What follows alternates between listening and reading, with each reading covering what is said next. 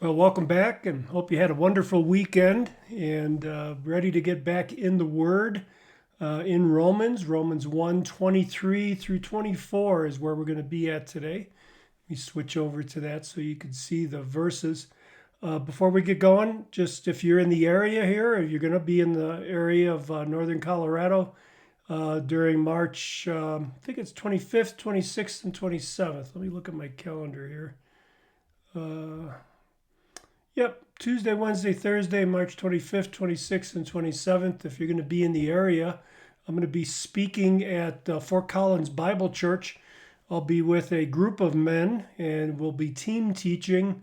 First, in the during the day, the book of Colossians, and then during the evening, we'll be doing some sessions through the Gospels and the book of Acts.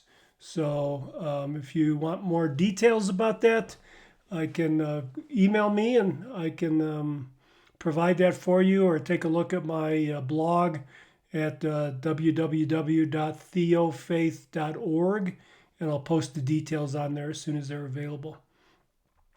Back to Romans. Paul is continuing this section he started in 1:18. It goes to 3:21.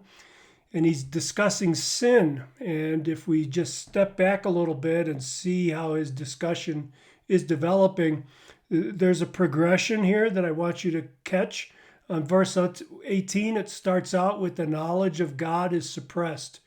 We might be able to back up a little bit and just say that the knowledge of God is rejected. Here we'll just say knowledge of God is suppressed. And then the second thing we see is in verse 19, where what is due God, his honor and gratitude, are withheld from him. So first, the knowledge of God is suppressed. What is due God is denied him. Third, thinking and reasoning becomes corrupted. We talked about that last time in verse 21. Fourth, we see that in verse 22, we have self-deception. Remember, let me scroll up a little bit, claiming to be wise, they became fools. And then we move on into the fourth. From the fourth thing, self-deception takes root, to the fifth, the worship of the created replaces the worship of the creator. And that's what we see here in verse 23. And then 6, God gives them over to their lusts. So this is kind of the progression that Paul's making.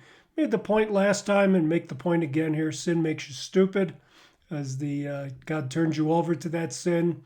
And among other things, it makes you stupid. It does other things. I'm going to point them out as we go through here. But let's take a look at verse 24 then, or 23. This great exchange. They exchange the glory of the incorruptible God for an image in the form of corruptible mankind. How foolish, right? How foolish this is. You know, we look back on our ancient history, and they're worshiping totems of various kinds and little figurines and things like that. Even today, although the Catholic Church would deny that they worship saints or worship statues, just like the Greek Orthodox would deny that they worship icons. I think some people do, and they invest them with the qualities and attributes of God. And that's what happens here. They exchange the glory of God for the corruptible mankind of birds, four-footed animals, and crawling creatures. It just sounds silly, doesn't it? But when your mind has been distorted by sin, this sort of thing makes sense. Therefore, verse 24 signals the results of all this. What is God going to do? Paul is letting us know the action that God has taken as a result of rejecting him. He gives them up. God is patient. Paul's going to make that point in Romans 2, verse 4. Patience that leads to repentance, that is supposed to lead to repentance. But if it does not, he gives them over. He gives them up. What a sad thing to think about, being abandoned by God. And abandoned to what? vile impurity in the lust of their hearts. Oh gosh.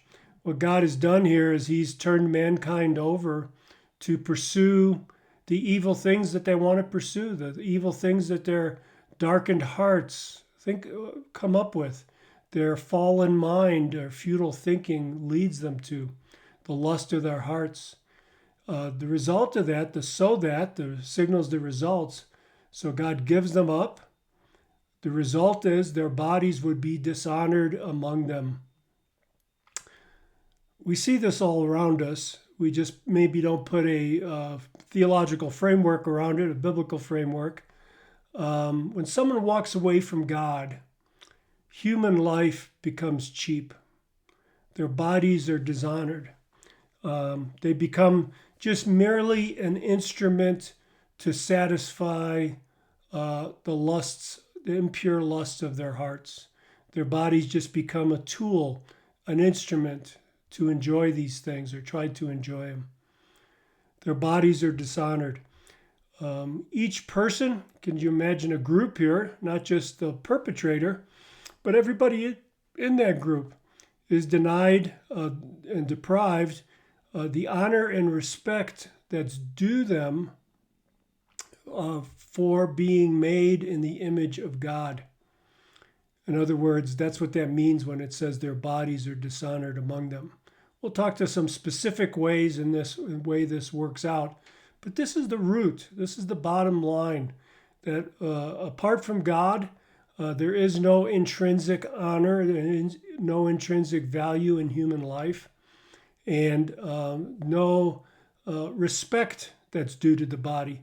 The only thing the body is for experiencing pleasure. And the only reason for other people's bodies are to experience pleasure as well. So what's Paul doing here by telling us about sin? What is he doing by telling the Roman Christians, all those people listed in verse 36 and chapter 16 and more?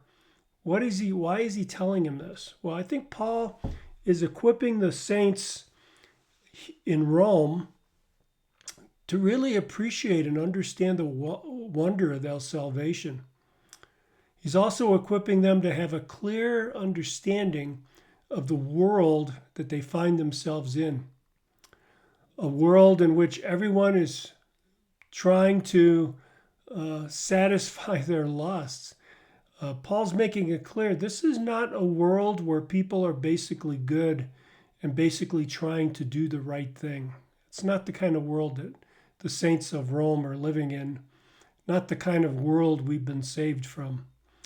It's a world where human life is not valued, a world where human life is cheap. Look at the numbers of abortions that are occurring in the United States. It's a world bent on satisfying lust, satisfying desire, whether it's sexual desire or material desire or fame or whatever it might be. People just become instruments for someone else to get the lusts that they harbor in their own hearts. That's what the world is, and that's what Paul's telling them. He wants them to be appreciative and thankful that they've been saved from this world and they're being saved from the world. So this is kind of our application. This is the kind of world that the Romans have been saved from and they're being saved from. So not only have they been saved from God's wrath, but they are being saved from having hearts that are darkened and thinking that's futile. They're rooted in a knowledge of God, and Paul is going to help them work that knowledge of God out through this book of Romans. Here he's going to talk about the various dimensions of sin. It's as if he's holding up a dark emerald that's been cut, and he's looking at different facets on this dark emerald of sin. He's going to analyze that closely.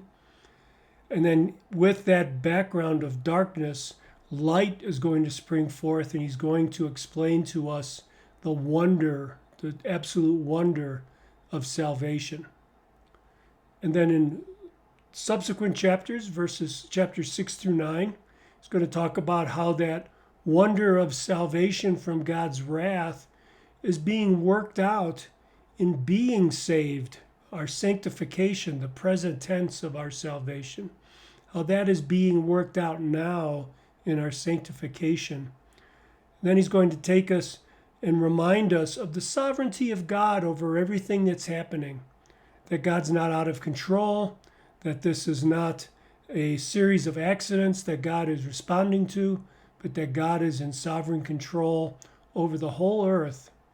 And then how that works out in service to one another in the last part of the book. So that's what he's doing here. So as we go through this and as we meditate on the horrendous sin that's in the world and the horrendous sin that hangs on in us, let's thank God for our salvation. Thank him that we have this wonder of salvation that's been revealed to us in the gospel at the cross, and that this wonder of salvation is continuously being worked out in our lives, and not to give up, but to press on and to appreciate what God has done, what God is doing, and ultimately what God will do with us in the future. God bless you, brothers and sisters.